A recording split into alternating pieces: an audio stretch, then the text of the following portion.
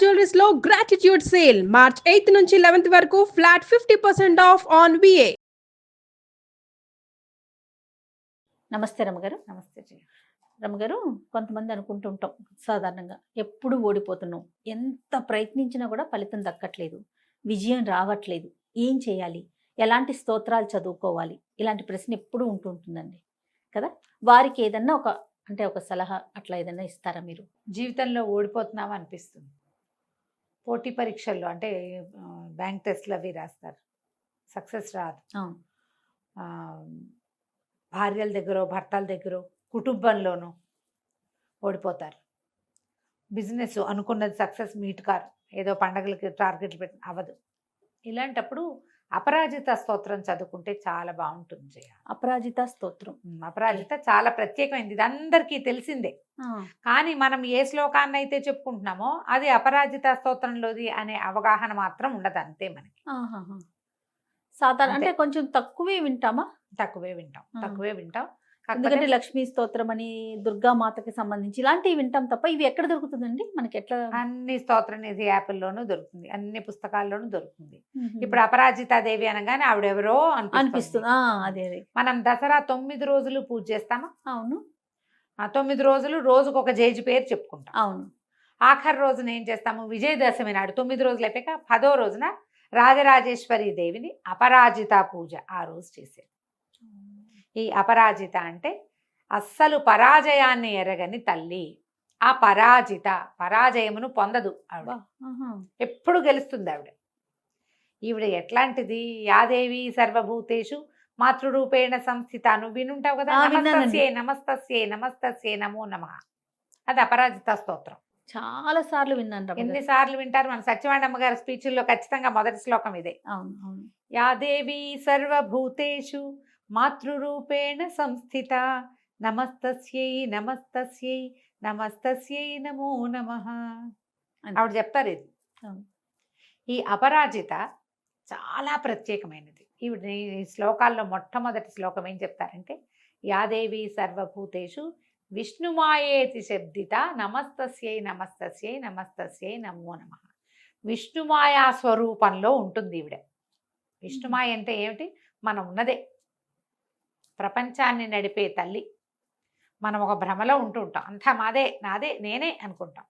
ఆ మాయే ఈవిడే విష్ణుమాయ. మనం ఎప్పుడు వింటుంటామా? అవును. ఈ విష్ణుమాయ ఎక్కడిది? మన కథల్లో ఎక్కడ కనపడుతుంది? శ్రీకృష్ణుడు దేవకీదేవి గర్భంలో కృష్ణ పరమాత్మ జన్మించాడు. మా విష్ణుమూర్తి శ్రీమన్నారాయణుడే కృష్ణ పరమాత్మ స్వరూపంలో ఇక్కడ జన్మించాడు. యశోదాదేవికి ఒక ఆడపిల్ల కలిగింది. ఆవిడ ఎవరి ఆజ్ఞ చొప్పున జన్మించింది?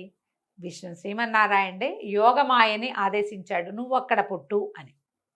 అంతకుముందు ఆవిడ ఇంకొక తమాషా చేసింది. ఏం చేసింది? ఈ మన దేవకీదేవికి 7వ గర్భం, 7వ గర్భాన్ని తనే యోగమాయే తీసుకెళ్ళి రోహిణి గర్భంలోకి ప్రవేశపెట్టింది. ఇక్కడి నుంచి యోగమాయ ఆకర్షించి అక్కడికి ఆ గర్భంలోకి ప్రవేశపెట్టింది. ముందు చేసింది తమాషా చేసి, తర్వాత ఏం చేసింది? 8వసారి కృష్ణుడు జన్మించినప్పుడు తను పోయి యశోదాదేవికి జన్మించాక శ్రీకృష్ణ పరమాత్మని తీసుకెళ్లారు వసుదేవులు. రాత్రిపూట తీసుకెళ్ళి కృష్ణుడిని తీసుకెళ్లి యశోదాదేవి పక్కన పడుకోబెట్టి ఆమెకి జన్మించినటువంటి స్త్రీ శిశు రూపంలో ఉన్నటువంటి యోగమాయా స్వరూపాన్ని ఎత్తుకొచ్చి దేవకీదేవి చేతిలో పెడితే ఇంతమంది మగపిల్లలు పుట్టారు. ఆడపిల్లని చూసి సంతోషించింది ఆవిడ. ఒక ఆడపిల్ల సరదా తీరింది అని పిల్లని ఎత్తుకుని కూర్చుంది. పిల్ల పెద్ద పెట్టుని ఏడ్చింది. అప్పటిదాకా మాట్లాడకుండా ఊరుకుని ఆ ఊరు నుంచి ఈ ఊరికి నడిచొచ్చేదాకా ఊరుకుని తల్లి చేతుల్లోకి వెళ్ళాక వాళ్ళని నిద్ర లేపడానికి ఏడ్చింది. మాయా విలాసం అలా ఉంటుంది. దారిలో ఏడవలా, చూడండి, రాగానే వీళ్ళని లేవదీసేయాలి. అందరూ లేచారు.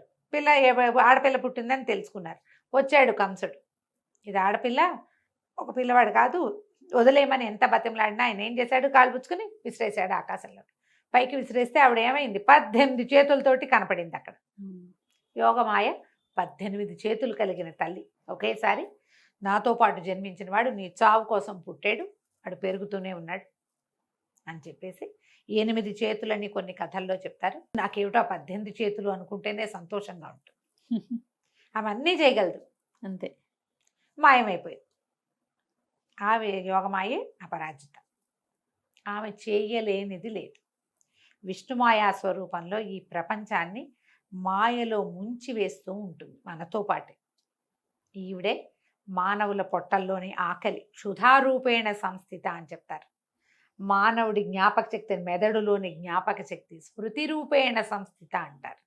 మానవ శరీరంలోని శక్తి రూపేణ సంస్థిత అని చెప్తారు. ఎన్ని స్వరూపాలలోనూ ఆమె ఉంటుంది మనతో పాటు.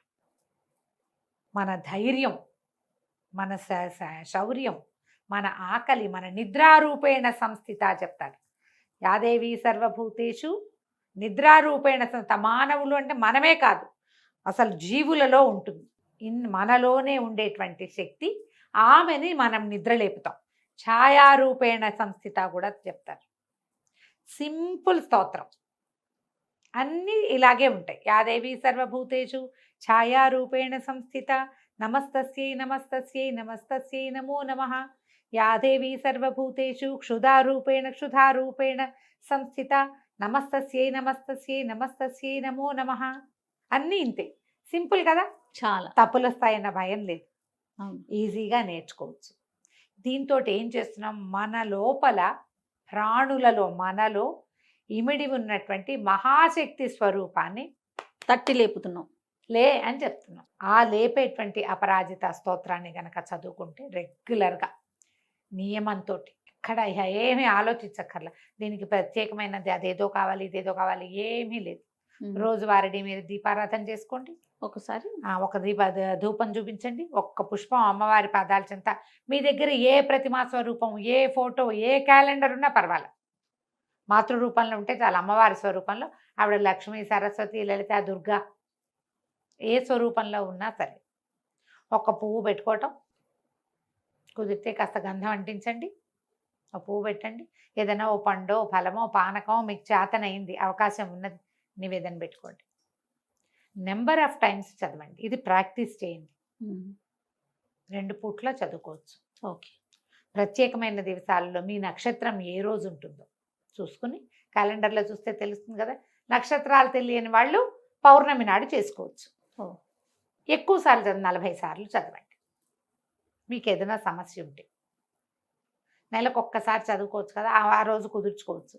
పౌర్ణమి నాడు అవకాశం పొద్దునో సాయంత్రమో పెట్టుకోండి, మీకు చేతన వచ్చినట్టు.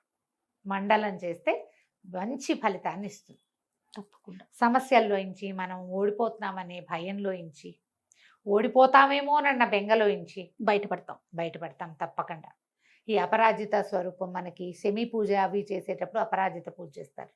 విజయవాడలో ఆంజనేయ స్వామి ఉన్నారు కదా, అమ్మవారికి ఎదురుగుండా క్షేత్రపాలక ఆంజనేయ స్వామి, ఆయన వెనకాల చిన్న స్వరూపంలో అపరాజిత స్వరూపం అట అక్కడ ఉన్నది.